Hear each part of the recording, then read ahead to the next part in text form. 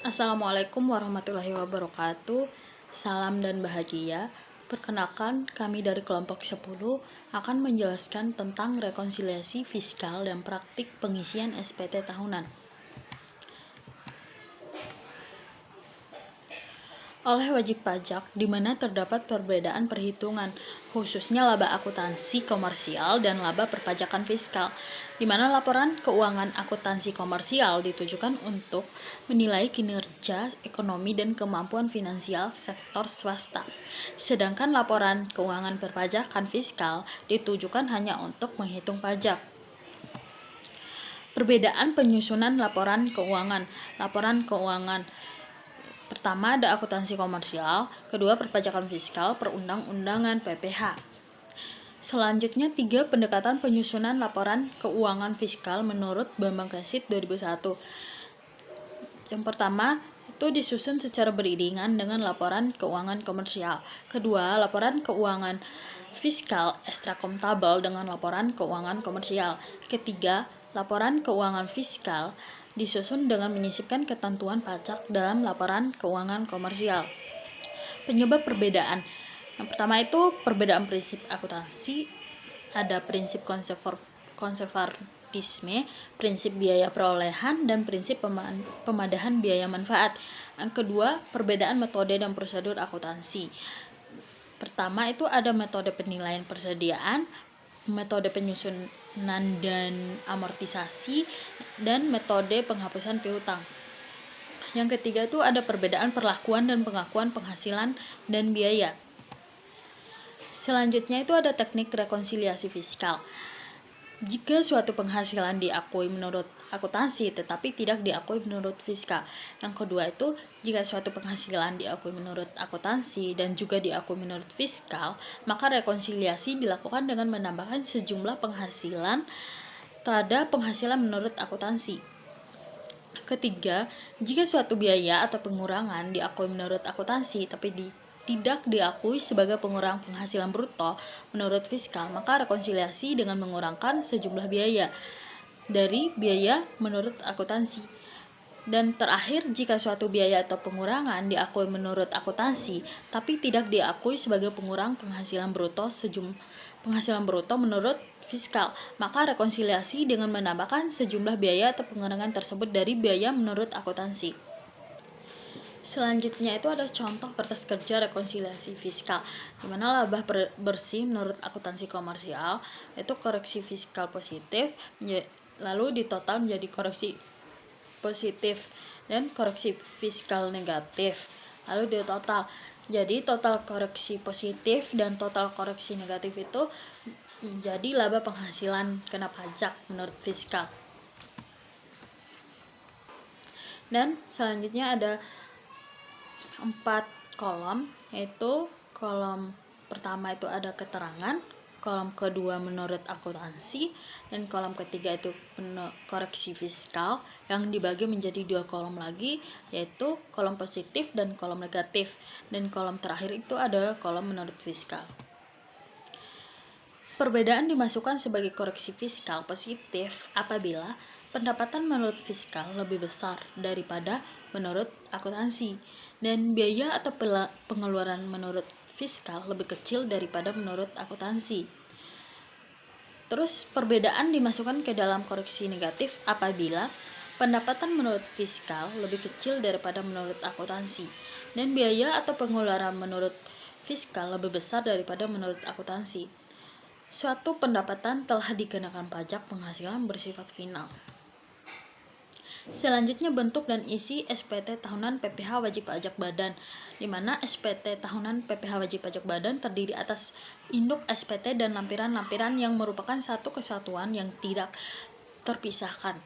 Kedua, surat pemberitahuan yang selanjutnya itu disebut SPT karena surat yang oleh wajib pajak digunakan untuk melaporkan perhitungan dan pembayaran pajak, objek pajak dan atau bukan objek pajak. Ketiga, wajib pajak wajib mengisi SPT dengan benar, dengan lengkap dan jelas dalam bahasa Indonesia dengan menggunakan huruf Latin, huruf Arab, satuan mata uang rupiah, dan menandatangani, serta menyampaikan ke kantor Direktorat Jenderal Pajak. Keempat itu, pada dasarnya SPT itu dapat dibagi menjadi dua, yaitu SPT tahunan dan SPT masa. Selanjutnya itu ada surat pemberitahuan dengan lampiran-lampirannya masing-masing. Yang pertama itu ada nomor, kode formulir, nomor formulir, dan keterangan. SPT tahunan yaitu SPT untuk suatu tahun pajak atau bagian tahun pajak. Sedangkan SPT masa adalah SPT untuk suatu masa pajak. Tapi jika dilihat dari jenis pajak, SPT yang wajib disampaikan ke kantor pajak itu ada dua. Yang pertama, SPT PPH, dan kedua itu SPT PPN. SPT tahunan itu sudah pasti SPT tahunan PPH. Hanya saja SPT tahunan itu dibagi menjadi dua jenis subjek pajak lagi. Yang pertama itu SPT tahunan PPH orang pribadi dan SPT tahunan PPH badan. SPT tahunan orang pribadi itu SPT yang pokoknya orang yang lahir atau dilahirkan. Sedangkan SPT tahunan PPH badan yaitu badan hukum yang memiliki hak dan kewajiban menurut hukum yang berlaku. Baik, selanjutnya akan dijelaskan oleh teman saya. Terima kasih. Di sini saya akan menjelaskan mengenai kasus pengisian SPT tahunan dan rekonsiliasi fiskal oleh PT Perdana yang dipimpin oleh Akbar Putra Perdana yang bergerak di bidang usaha dagang. Berikut adalah laporan laba rugi PT Perdana pada tahun 2016. Terdiri dari yang pertama penghasilan dalam negeri. Penghasilan dalam negeri dengan penjualan nilainya 20.005.654.000 rupiah dikurangi retur penjualan 954.852.000 rupiah dan potongan penjualan sebesar 545.987.000 rupiah. Total penjualan di atas dikurangi dengan retur dan potongan penjualan menghasilkan penjualan itu sebesar 18.504.815.000 rupiah. Kemudian menghasilkan harga pokok penjualan dikurangi harga pokok penjualan sebesar 14.654.000 sekian, menghasilkan laba bruto sebesar 3.849.936.000 rupiah. Dengan biaya usaha berikut gaji, upah, pembelian alat tulis dan biaya kantor, penghasilan, biaya berjalan bisnis, biaya listrik telepon, biaya makan karyawan, biaya promosi, PBB dan biaya materai, pajak, biaya representatif, biaya royalti, biaya konsumsi dan perjamuan, biaya sewa, biaya kerugian piutang, biaya penyusutan, dan biaya lain-lain, menghasilkan total biaya usaha sebesar 3.175.822.000 rupiah. Dari situ menghasilkan laba usaha sebesar 674.114.000 rupiah. 674 juta ya. Kemudian selanjutnya penghasilan di luar usaha. Penghasilan di luar usaha terdiri atas dua, dividen dan sewa sebesar 65 juta rupiah. Dividen dan sewa tadi ditambahkan dengan laba usaha menghasilkan penghasilan neto dari dalam negeri sebesar 739.114.000 rupiah.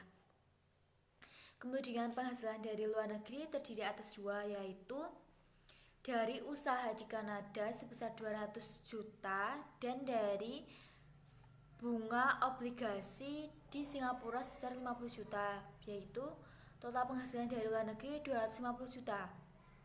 Ditambahkan dengan tadi penghasilan dari dalam negeri menghasilkan laba atau penghasilan neto sebesar 999.114 mil. Menghasilkan laba neto sebesar 989.114 juta rupiah.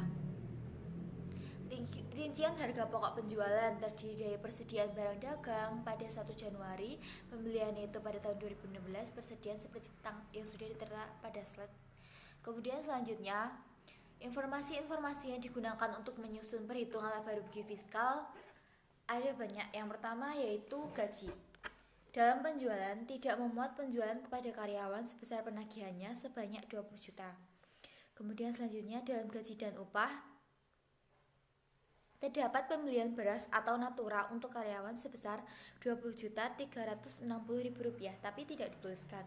Kemudian dalam biaya dinas sebesar Rp596.000. Selanjutnya yaitu biaya promosi sebesar 12 juta, kemudian biaya pajak sebesar 60 juta, kemudian pengeluaran berupa representasi tapi tidak didukung bukti pengeluarannya dari pihak eksternal. Kemudian selanjutnya poin ke-7, biaya royalti sebesar Rp237.465 juta. Kemudian piutang usaha yang benar-benar tidak dapat ditagihkan sebesar Rp60.500.000. Kemudian selanjutnya poin ke-9 yaitu aset tetap yang dimiliki perusahaan. Ada 5 poin yang terdiri dari A itu mesin produksi sebesar 500 juta yang ditaksir nilai ekonomisnya 10 tahun. Kemudian kendaraan, kemudian komputer, inventaris yang dibeli pada 1 Januari, kemudian bangunan permanen. Selanjutnya poin ke-10 yaitu biaya-biaya lain, yaitu biaya rekreasi karyawan sebesar Rp2.652.000. Kemudian selanjutnya penghasilan sewa. Penghasilan sewa dari luar usaha yaitu 25 juta atas bangunan dan juga atas peralatan pabrik. Selanjutnya dividen sebesar 40 juta atas kas pada saham 20% PT Adinda. Poin selanjutnya yaitu B, informasi yang digunakan untuk mengisi SPT tahunan. Terdiri atas 6 poin. Yang pertama yaitu PT Perdana menjual hasil produksinya kepada PT Telkom Yogyakarta senilai Rp8.800 juta. Harga ini termasuk dengan PPN 10%. Selanjutnya PT Perdana. Poin kedua, PT Perdana merupakan importir yang mengimpor bahan baku produksi dari Nagayo, Jepang dengan harga faktur kurang lebih $40.000. Selanjutnya poin ketiga, tarif atas laba rugi laba dari usaha di Kanada sebesar 40%. Kemudian yang keempat, tarif pajak bunga obligasi 20%. Dan yang kelima merupakan total angsuran PPh 25 60 juta rupiah. Dan yang terakhir yaitu laba dan rugi fiskal 3 tahun terakhir. Poin yang pertama, rugi yang terjadi pada tahun 2013 sebesar 350 juta rupiah. Kemudian laba fiskal pada tahun 2014 sebesar 150 juta.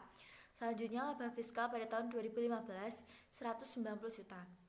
Jadi sisa rugi pada 2013 akan dikompensasi seluruhnya pada 2016 sehingga dilakukan proses rekonsiliasi fiskal pada 2016.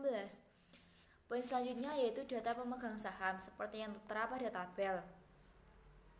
Sahamnya dimiliki oleh PT Ananda, Yunianto, dan Akbar Perdana dengan harga per lembar Rp500. Yang lain-lain terdiri atas diminta untuk mengisi SPT tahunan terdiri 3 poin seperti yang tertera pada slide. Penyelesaiannya dapat dilihat pada buku Siti Resmi edisi 10 buku 1. Terdiri atas sumber informasi dan penjelasan yang akan diisikan dalam form SPT tahunan 171. Contoh ya, saya sebutkan sumber informasi A yang pertama. Termasuk dalam penjualan adalah kepada karyawan tidak diperhitungkan sebesar 20 juta. Itu nanti akan diisikan pada form 1771/15C. Dapat dibaca sendiri. Kemudian selanjutnya yaitu tabel penyusutan harta atau amortasi dan perhitungan nilai residu terdiri atas mesin, kendaraan, komputer, inventaris bangunan. Seperti yang dijelaskan tadi pada poin ke-9, aset perusahaan yang digunakan untuk mencatat rekonsiliasi. Penyusutannya yaitu dengan menilai harga perolehan, kemudian dikurangi nilai residu dengan mempertimbangkan nilai ekonomis menggunakan tabel. Seperti yang tertera pada tabel. Catatannya, Akumulasi penyusutan mesin 6 tahun per tahun Rp62.500.000. Kemudian penyusutan kendaraan per tahun 50 juta. Kemudian penyusutan komputer sebesar Rp37.500.000. Akumulasi penyusutan inventaris sebesar Rp25 juta. Dan untuk bangunan sendiri sebesar 30 juta. Selanjutnya yaitu poin pengerjaan laporan rekonsiliasi fiskal laba rugi. Rekonsiliasi fiskal ini menggunakan form yang kedua. Terdiri dari penghasilan dari dalam usaha seperti yang tertera pada slide, dijelaskan penjualannya berapa, kemudian berapa. Kemudian yang koreksi positif dan koreksi negatif tadi dimasukkan dari sumber informasi yang sebenarnya tadi ada seperti yang saya jelaskan, yang ada berapa poin tadi, seperti yang nomor 1 penjualan terhadap karyawan tidak dihitungkan, kemudian natura, kemudian poin-poin selanjutnya. Jadi rekonsiliasi fiskal koreksi positif dan negatif itu ketika penghasilan di dalam laba rugi menurut akuntansi lebih besar daripada fiskal, karena ada beberapa prinsip yang sebenarnya ada dalam akuntansi tapi tidak dimasukkan dalam fiskal, sehingga dilakukan rekonsiliasi agar laporan laba ruginya sama, sehingga sesuai dengan yang ada di slide pada rekonsiliasi tadi ditulis semua dengan koreksi plus ya plus, min ya min. Kemudian hasilnya untuk akuntansi sebesar 989.114 juta, untuk fiskal yaitu 1.167.649.000 rupiah. Penjelasan selanjutnya hanya perhitungan. Kemudian pengisian SPP, surat setoran pajak, dituliskan untuk seperti yang tertera, NPWP diisi NPWP, kemudian nama pemilih, nama PT, nama WP itu wajib pajaknya itu jika badan ya badan, karena kita harus yang membahas badan berarti dituliskan PT Perdana, alamatnya. Kemudian dituliskan kode, jenis setorannya apa, kemudian ditulis saja jumlah pembayarannya berapa. Jumlah pembayarannya misalnya 5 juta, kemudian ditulis saja. Kemudian form selanjutnya SSP, yang dibayarkan apa, masa pajak berapa, kode jenis setorannya kan beda. Yang pertama kita kode jenis setorannya 100, yang kedua 200. Ini berbeda karena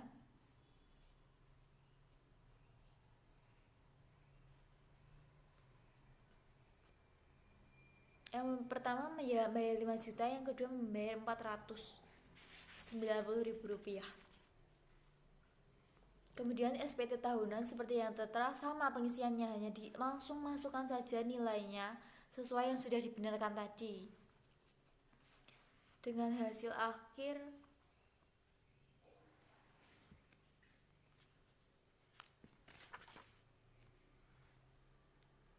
kemudian lampiran pertama dari SPT pajak tahun penghasilan mengisi dari peredaran kendaraan, harga pokok penjualan. Ini kita masukkan dari yang pertama laporan laba rugi dan beberapa informasi yang digunakan untuk mengisi fiskal, menyesuaikan fiskal negatif dan positif. Kemudian lampiran kedua membahas tentang harga pokok penjualan, biaya usaha, biaya di luar usaha yang sudah direkapitulasi. Kemudian selanjutnya lampiran ketiga yaitu membahas SPT pajak penghasilan badan dalam negeri, hampir sama.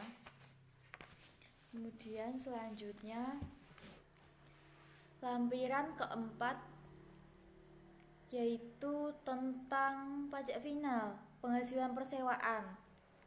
Tadi sewa,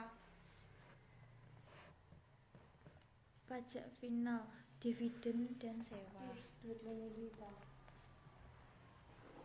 Kemudian selanjutnya lampiran kelima diisikan atas data pemilik saham.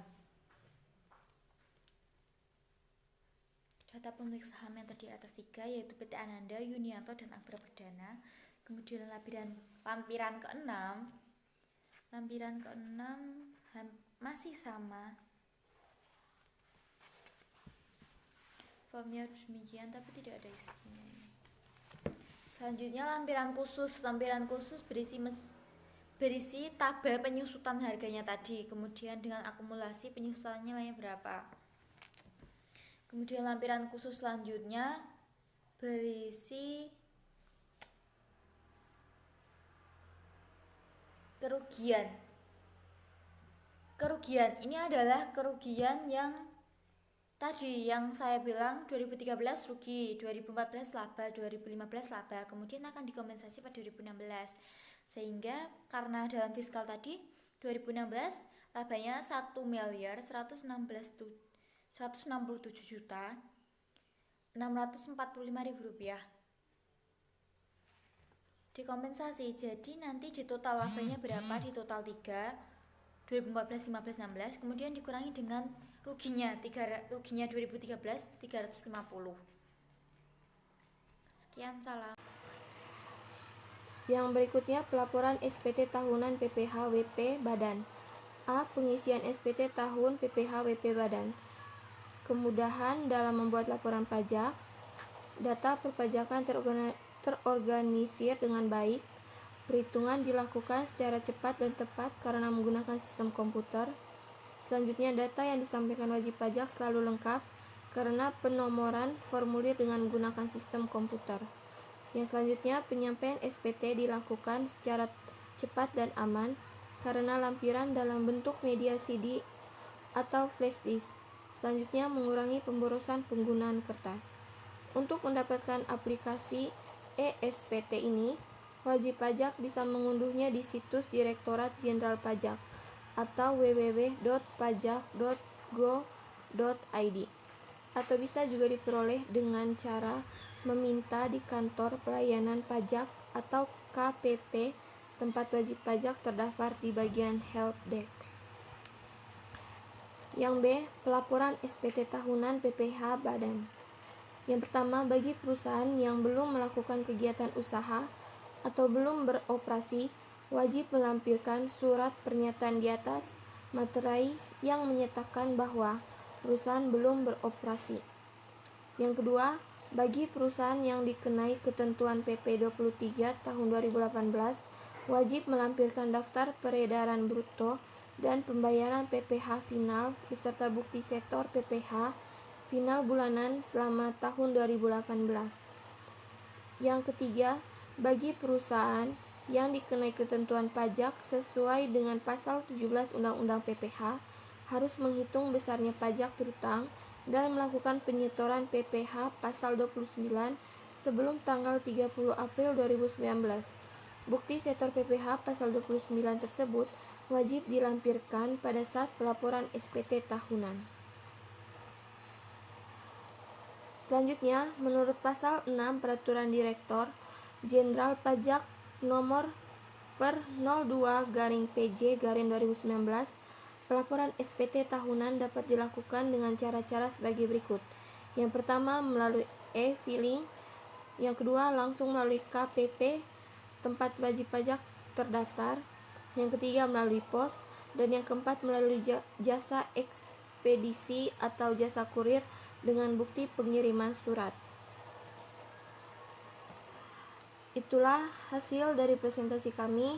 Selamat menyimak dan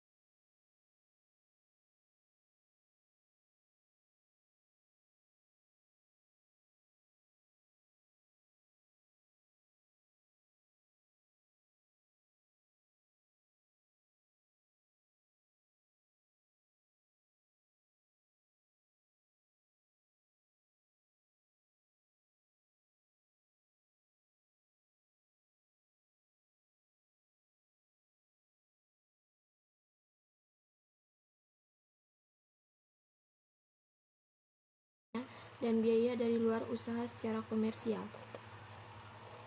Yang pertama, di sini ada perincian, yang kedua harga pokok penjualan, yang ketiga biaya usaha lainnya, yang keempat biaya dari luar usaha, yang kelima jumlah. Yang pertama, pembelian bahan barang dagangan dengan nominal 13 miliar, yaitu jumlah 13 miliar.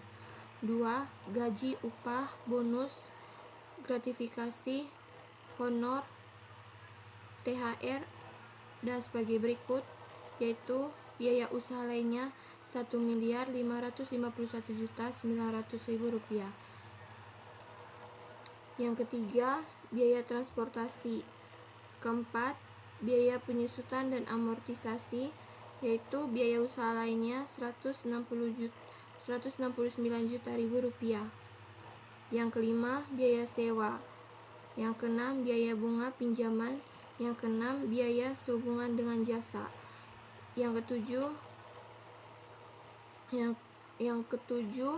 biaya bunga pinjaman. Yang kedelapan, biaya piutang tak tertagih, yaitu biaya usaha lainnya 105.654.000 rupiah. 9. Biaya royalti 239.465.000 rupiah.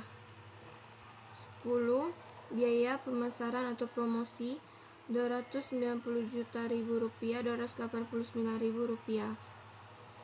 11. Biaya lainnya, biaya usaha lainnya 814.518.000 rupiah. Persediaan awal harga pokok penjualan 5 miliar. 13. Persediaan akhir yaitu 3.345.121.000 rupiah. Jumlah dari nomor 1 sampai dengan 12 terus dikurangi dengan persediaan akhir menjadi nominal 14.654.879.000. Biaya usaha lainnya yaitu dengan jumlah 3.175.822.000 rupiah. Jumlah dari harga pokok penjualan biaya usaha lainnya yaitu 17.830.701.000 rupiah. Selanjutnya, slide ke-37. Dalam pasal 3 ayat 3 Undang-Undang KUP disebutkan bahwa batas waktu penyampaian SPT PPh WP Badan paling lama 4 bulan setelah akhir tahun pajak. Yang berikutnya pelaporan SPT tahunan PPh WP Badan. A. Pengisian SPT tahun PPh WP Badan. Kemudahan dalam membuat laporan pajak. Data perpajakan terorganisir dengan baik. Perhitungan dilakukan secara cepat dan tepat karena menggunakan sistem komputer. Selanjutnya, data yang disampaikan wajib pajak selalu lengkap karena penomoran formulir dengan menggunakan sistem komputer.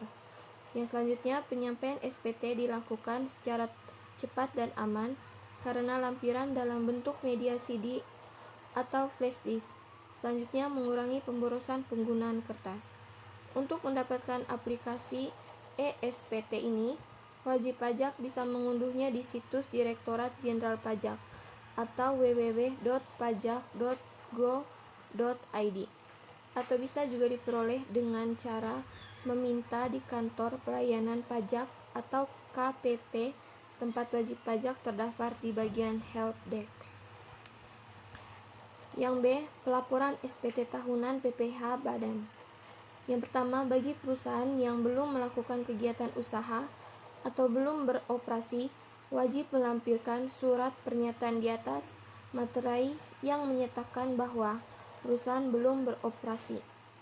Yang kedua, bagi perusahaan yang dikenai ketentuan PP 23 tahun 2018, wajib melampirkan daftar peredaran bruto dan pembayaran PPh final beserta bukti setor PPh final bulanan selama tahun 2018. Yang ketiga, bagi perusahaan yang dikenai ketentuan pajak sesuai dengan pasal 17 Undang-Undang PPh, harus menghitung besarnya pajak terutang dan melakukan penyetoran PPh pasal 29 sebelum tanggal 30 April 2019. Bukti setor PPh pasal 29 tersebut wajib dilampirkan pada saat pelaporan SPT tahunan. Selanjutnya, menurut pasal 6 Peraturan Direktor Jenderal Pajak nomor per 02/PJ/2019, pelaporan SPT tahunan dapat dilakukan dengan cara-cara sebagai berikut. Yang pertama, melalui e-filing. Yang kedua, langsung melalui KPP tempat wajib pajak terdaftar. Yang ketiga, melalui pos. Dan yang keempat, melalui jasa ekspedisi atau jasa kurir dengan bukti pengiriman surat. Itulah hasil dari presentasi kami. Selamat menyimak dan